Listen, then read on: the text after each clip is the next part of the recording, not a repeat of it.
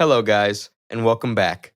Today, we'll be talking about one of Samsung's well designed phones that has one of the best cameras, an amazing display, and excellent software support. This modern and brilliant mid range phone is Samsung Galaxy A53. Let's see what it's like using it. Stay tuned to know about the features. The design of the Galaxy A53 is one of its outstanding features.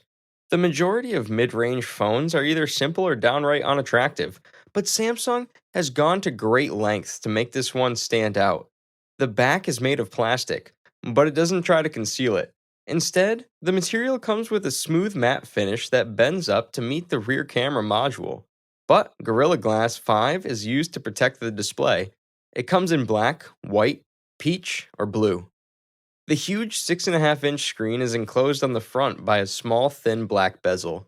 Given its budget, the A53's dust and water resistant certification of IP67 is one of its most unusual features. This is a degree of security that not even the most expensive flagship phones provide, and it's very rare at this price. The Galaxy A53 comes with a 6.5-inch Full HD Plus display. The utilization of a 120Hz AMO LED panel is quite rare, and that too at this price. This feature puts the A53's display in the top tier of mid-range phones. This is a vibrant, appealing screen with a wide color range and easy scrolling. It also has an under-display fingerprint scanner, which works reasonably well. The accompanying speakers produce stereo sound, which is very outstanding. This is yet another anomaly at this price. And when combined with the screen, the A53 will be a tempting alternative for anyone who likes to sit on their phone and watch movies or play games. The phone doesn't come with a headphone jack, but USB-C and wireless headphones are both supported. Talking about the performance of this phone, there's not much in there to make it outstanding. Whether you're using one app or trying to multitask, this phone is slow. The phone comes with 6 GB of RAM, as standard in the United States and the United Kingdom. It is also available with 4 GB or 8 GB internationally. However, 256 GB might be available depending on where you live. Also, a micro SD card can be used to enhance the storage by up to 1 TB. The good part is that 5G, NFC for card payments, and Bluetooth 5.1 are all supported. The previous gen version's Wi-Fi 6 functionality has been dropped, though you're unlikely to have a Wi-Fi 6 router to take benefit of it anyhow. The camera arrangement has remained mostly intact from the A52 and A52s, yet, with so much of the current smartphone photography handled computationally, the change in chipset could potentially have an impact on image quality.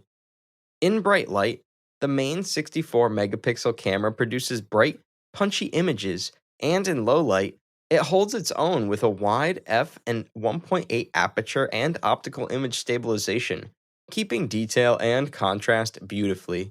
But the quality is not great in the dark. 3 additional sensors flank the primary 64MP sensor, an 8MP ultrawide, a 5MP macro, and a 5MP depth sensor. The last is only useful for portrait photos, whereas the previous two are unavoidably situational, although they do a decent job. The ultra-wide lens, in particular, produces more brilliant, colorful images than rivals, albeit there is a noticeable loss of resolution when compared to the primary camera. The 32-megapixel selfie camera on the front is a pleasant surprise. Even in low-light situations, selfies have a lot of clarity and a wide color spectrum. I've shot worse selfies on phones twice as expensive, and the phone's camera is a great asset. Either the front or rear cameras can shoot at up to 4K at 30 FPS. The phone comes with a beautiful 5000 mAh battery which can last a full day, but when it comes to charging, it's not really good.